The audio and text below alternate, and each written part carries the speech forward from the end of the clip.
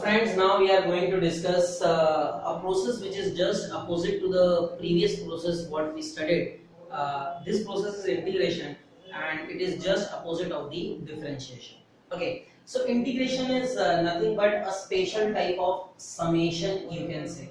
It is a special type of summation or addition. Okay, so and that is reflected in the symbol of the integration also, that as we write as summation and that is extended a bit and is written as integration like this. Okay, so the symbol for it is integration dx. This is how you write the integration symbol, and integration of a function is written somewhere here between this symbol and dx. Okay, dx stands for the variable with respect to x here to find the integration, and that's what variable is denoted by this dx. Okay, now we will see some basic formulas of integration, and then we will see how to apply them. Okay, so integration x to the power n dx, and that is equals to x to the power n plus 1 upon n plus 1. Also, along with this, a constant plus c is generally written. Okay, integration sin x dx. Integration sin x dx is minus cos x plus c. Integration cos x dx is equal to sin x plus c. Integration 1 upon x dx is equal to log x plus c. Integration e to the power x dx is equals to e to the power x plus c. Then integration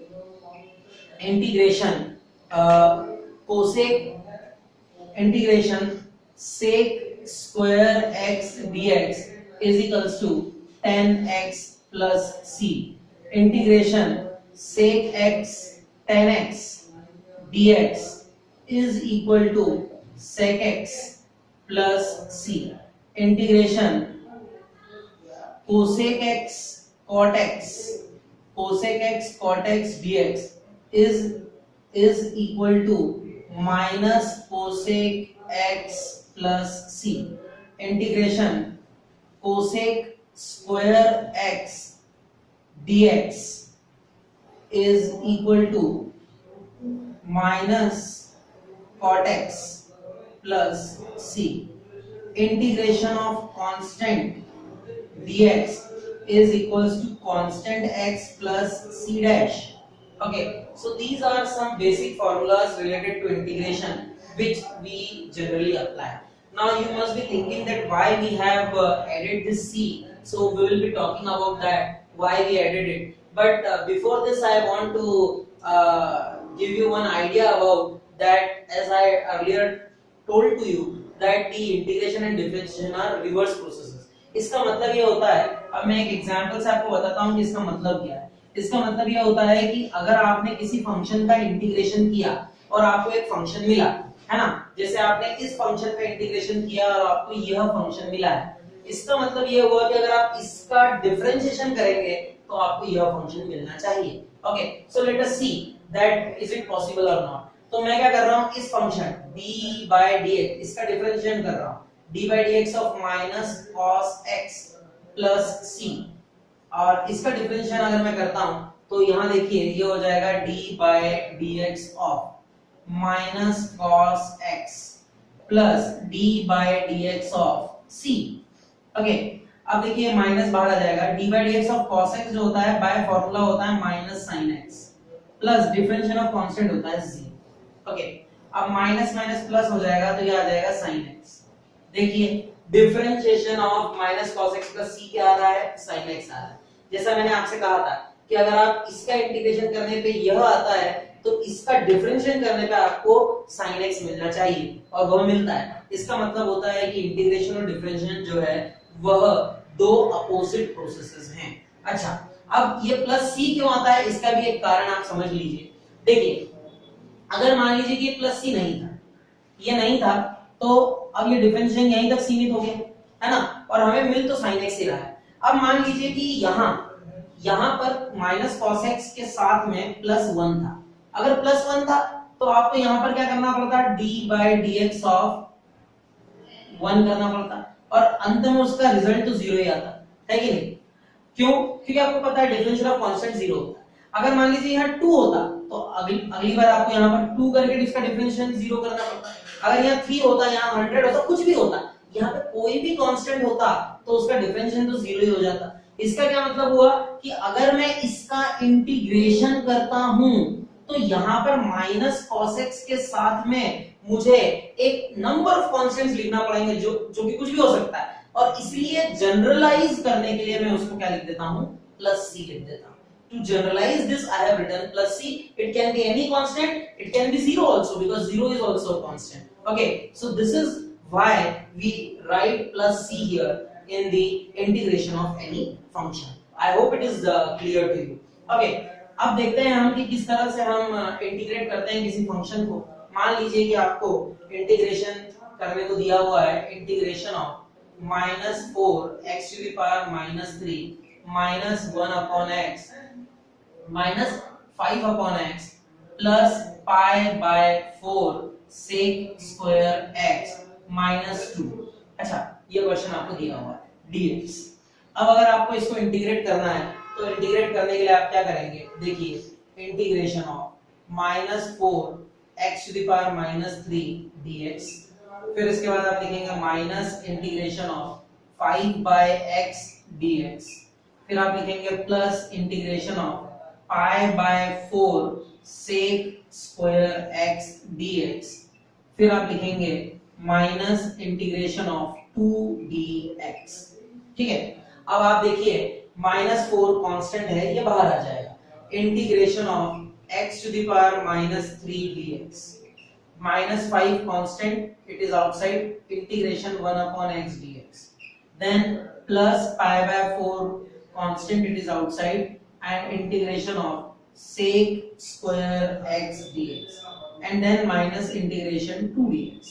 okay, अब इसको अगर हम करते हैं तो देखिए -4 x to the power -3, x to the power -3 का formula x to the power n+1 upon n+1 लगेगा, इंटीग्रेशन पावर फॉर्मूला, ये हो जाएगा x to the power n+1 upon n+1। okay, -5 integration of 1 upon x dx होता है log x, तो हमने लिख दिया log x, plus pi by 4 integration of sec square x होता है 10x, minus integration of 2 dx होता है 2x प्लस c। अच्छा, इस देखिए c हमने इन सभी के करस्पॉन्डिंग एक c लगा दिया है, अलग अलग c लगाने की वजह। अच्छा, इसको आप इस टर्म को आप फर्दर सॉल्व कर सकते हो, -3 + 1 हो जाएगा -2, और यहाँ पर भी -2 आ जाएगा, ये प्लस हो जाएगा 2 2 4, तो क्या आ जाएगा, फाइनल आ जाएगा 2 x to the power -2 -5 log x plus pi by 4 10x minus 2x plus c। This is what the integration of term is।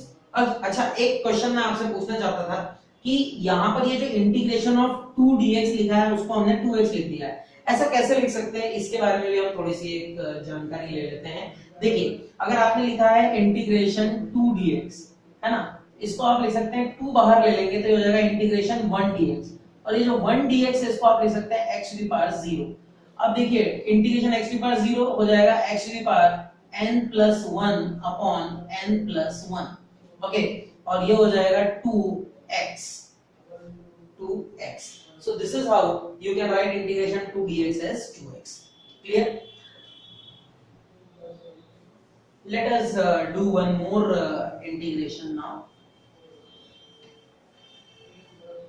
मान लीजिए आपको दिया हुआ है इंटीग्रेशन √x -1 upon √x, और इसको आपको इंटीग्रेट करना है। अब कैसे आप करेंगे इसे इंटीग्रेट, ध्यान से देखिए। अगर मान लीजिए आपको दिया है तो आप करेंगे इंटीग्रेशन √x -1 upon √x, तो इसको लिख सकते हैं x to the power 1/2 dx minus integration x to the power -1/2 dx। ठीक है, अब ये हो जाएगा x to the power n dx, ये होता है x to the power n+1 upon n+1। Okay, minus इधर आ जाएगा एक्स की power minus 1/2 plus 1 upon minus 1/2 plus 1। ठीक है, अब ये हो जाएगा एक्स की पावर 3/2 अपॉन 3/2 और ये 3/2 को अपन लिख सकते हैं 2/3। ओके, माइनस 1 माइनस 1/2 1/2 होता है और 2 ऊपर आ जाएगा तो ये 2 x to the power minus 1 minus 1/2 होता है plus 1/2 x to the power plus 1/2। ठीक है, so this is how you can solve this. Okay, so this is the integration of root x minus 1 upon root x.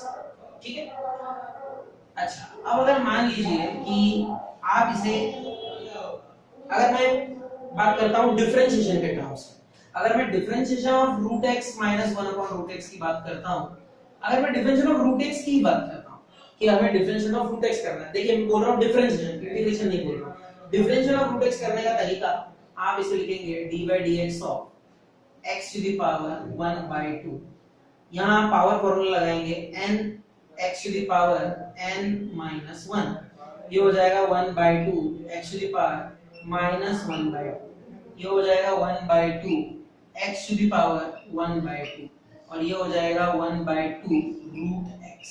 So d/dx of root x को आप लिख सकते हैं 1/2 root x। This is what the differentiation of root x is, and you should remember this as a general formula। ये differentiation के फॉर्मूले जैसा आप इसे लर्न कर लीजिए। ठीक है, चलिए इसके बाद में एक और फॉर्मूला इंटीग्रेशन में होता है जिसे प्रोडक्ट फॉर्मूला कहते हैं। जैसे हमने डिफरेंशिएशन में देखा है वैसे इंटीग्रेशन में भी होता है, वह भी देख लेते हैं। Integration of first function into second function dx। Okay, अब ये जो फॉर्मूला है ये थोड़ा सा कॉम्प्लिकेटेड है। फॉर्मूला इस तरह है, first function into integration of second function minus integration